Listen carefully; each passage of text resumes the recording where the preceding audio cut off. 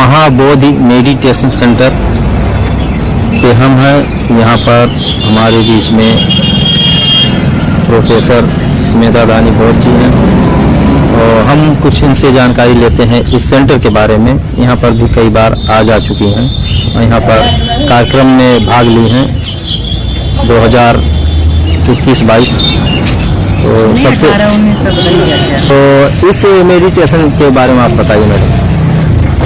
नमो बुद्धाय।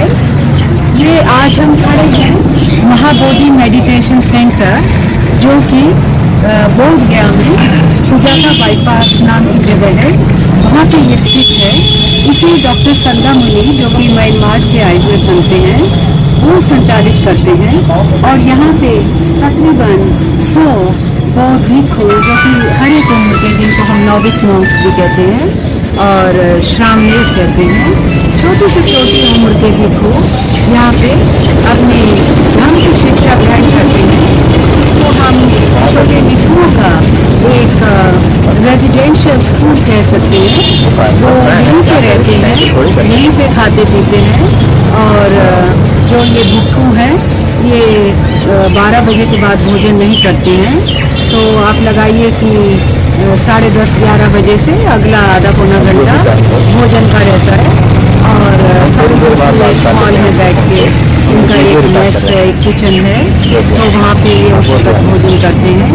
और शाम के वक्त केवल अनाज नहीं खाते हैं और कुछ जूस इत्यादि, चाय इत्यादि पी सकते हैं। यहाँ पे म्यांमार की बर्मीज भाषा में भी लिखा है महाबोधि मेडिटेशन सेंटर, बोध गया, बिहार। और क्लासेस लिखी हैं 1 से 8वीं तक। तो अभी पिछले कल परसों भी मैं यहाँ पे आई थी और कई वर्ष से कई बार आई हूँ।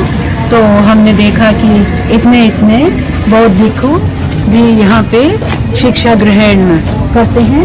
ये इसका मुख्य द्वार है, ये हमारा धर्म चक्र है।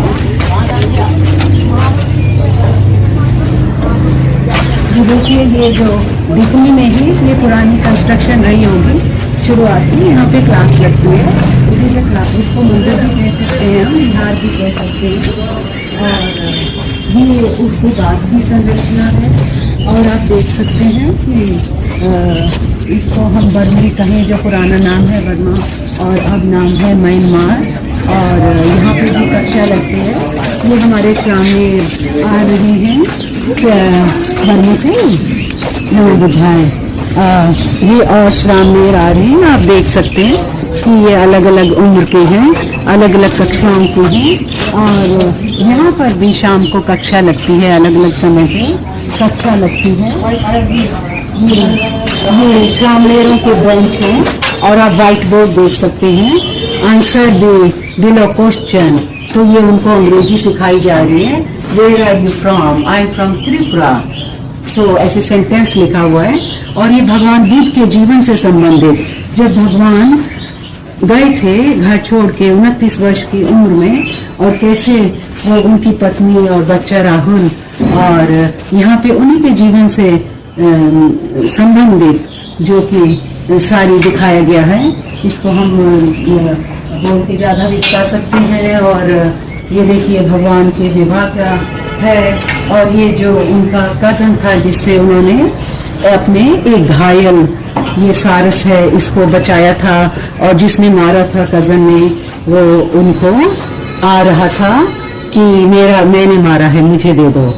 और ये कौन सी कहानी आपको, ये राजा लग रहे हैं, कौन सी कहानी ये जो है की कक्षा की यहाँ पे 30-11 की कल की क्लास है। You are a monk, so you can't live at home, you have to live at monastery. बताया जा रहा है भिक्षुओं को, जो कि यहाँ पे क्लास लगती है उसमें, कि आप भिक्षु हैं तो आपको मोनेस्ट्री में रहना है। और घर पे अगर आप रहते हैं तो आप गृहस्थ हैं, आप मॉन्क नहीं हैं। तो monk always lives in monastery, जो कि उसके रहने की जगह है। देखिए, इस बिल्डिंग का नाम है अशोका रामा विहार।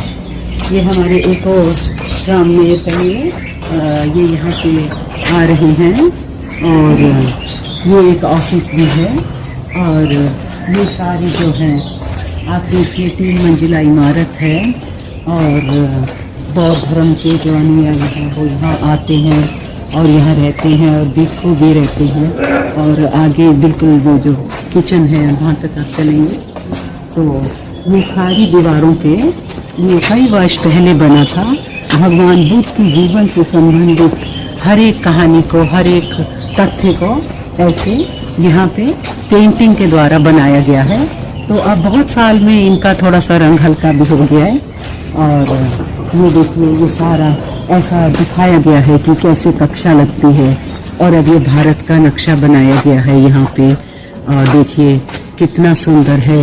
और सारा बताया गया है कि भगवान बुद्ध का कौन सा स्थान कहाँ पर है ना। वो बोध गया के बुद्ध हैं, वो सारनाथ है, वो महाबोधि महाविहार है। और ये वाला इसका नाम तो यहाँ नहीं दिया गया पर एक बहुत प्रसिद्ध, अभी हमने 2-4 दिन पहले ऐसे को विजिट भी किया है। एग्जैक्टली सारनाथ के ही शायद ये एक बुद्ध हैं, वहाँ से जो मूर्ति मिली है।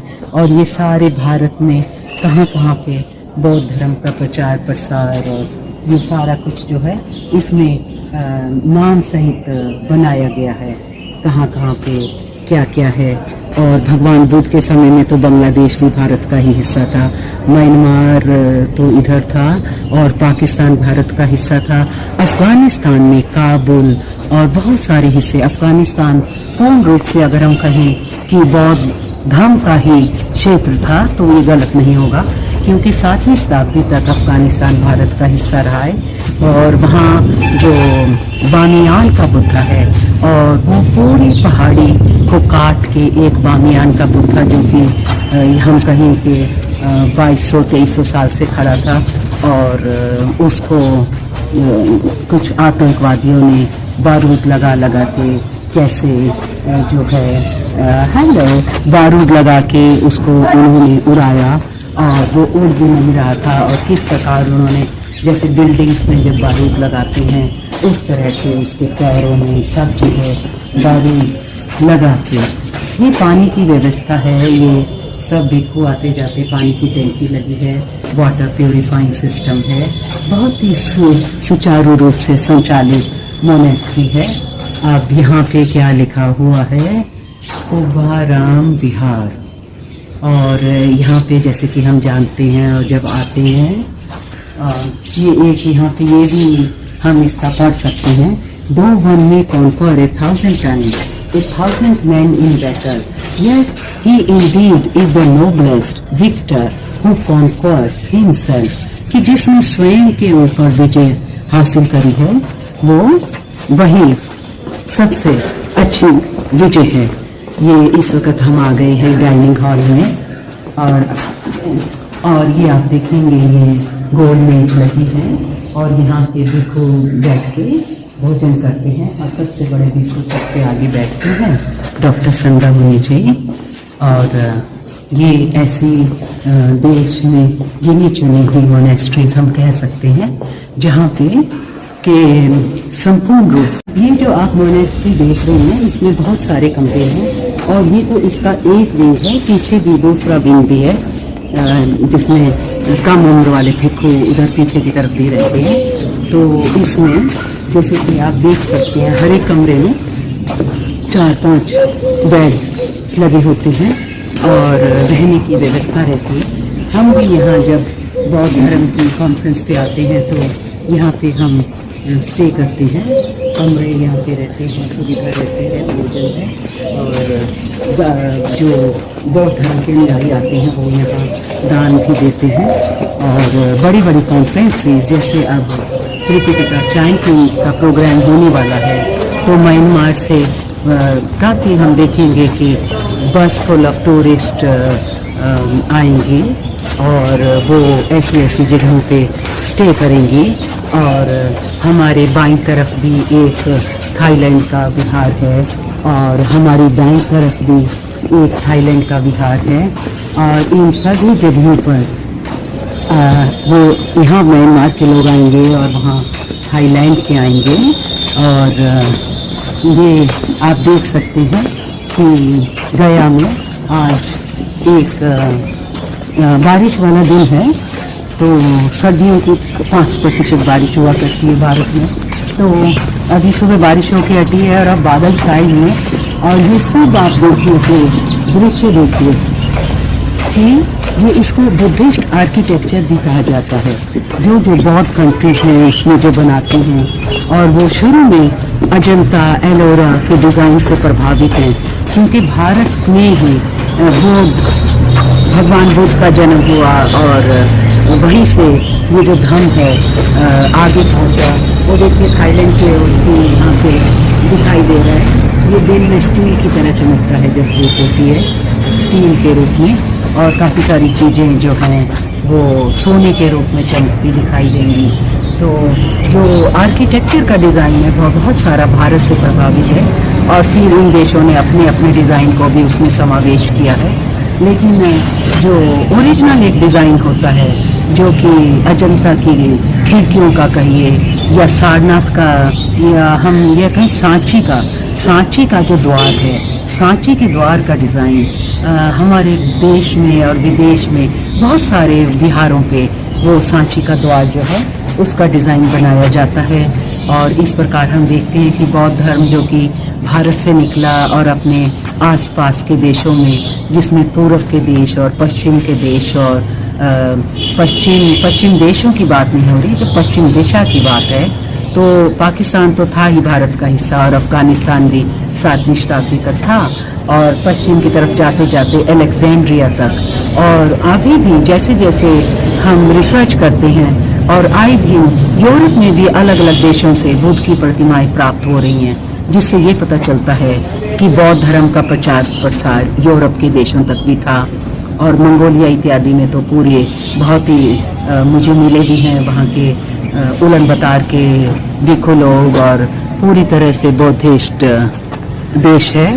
और चीन में भी जैसे भारत से ही ये बौद्ध ग्रंथ लेके चीनी भिक्खु इत्यादि गए थे, और जो हमारे 3 मुख्य जिनको हम यात्री कहते हैं, हुएनसांग है, इत्सिंग है, तो ये भारत से बहुत सारे बौद्ध धर्म के ग्रंथ लेके गए थे, और उन्होंने उनका पाली में से अपनी चाइनीज़, मैंड्रीन इत्यादि भाषाओं में अनुवाद किया। और यही ग्रंथ बाद में हम कहें जापान, कोरिया, ऐसे पूर्व की तरफ के देशों में भी पहुँचे, और बाद में अब ये भारत पे दोबारा वापसी जब कर रहे हैं, क्योंकि भारत में ऐसे बहुत सारे ग्रंथों को जला दिया गया था, तो हमें उन देशों की भाषा से अपनी भाषा में, और ये कोरिया इत्यादि, ताइवान इत्यादि, ये बहुत सारे धर्म के कार्य करते हैं, और ऐसी किताबें भी प्रकाशित करते हैं कि जो जैसे हिंदी में हुई, अंग्रेजी में हुई, उनकी ताइवानी भाषा में हुई, और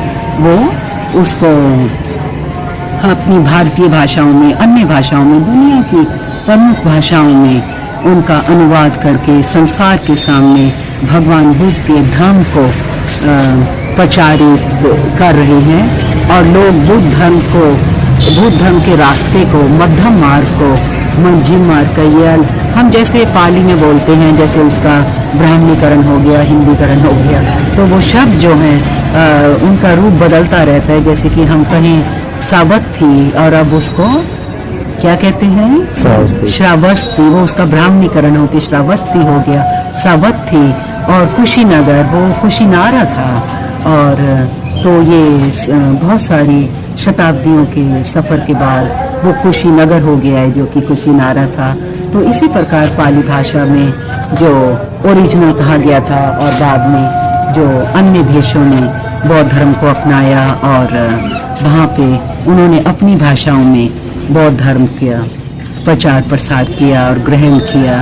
और अब इस वक्त ये हालात है कि हमारे आसपास के देश, जैसे कि म्यांमार हुआ, थाईलैंड हुआ, लाओस, पीरियार हुआ, यहाँ ज़्यादा बौद्ध धर्म का बोलबाला है, और हमारे देश में एक रिवाइवल है, जो कि हम कहते हैं। ये दिखाइए जरा, बौद्ध भिक्खु हमारे जा रहे हैं अभी किसी काम से बाहर की तरफ। तो यहीं पे आज इतना ही, बाकी अभी हम बोध गया से रिपोर्टिंग करते रहेंगे। नमो।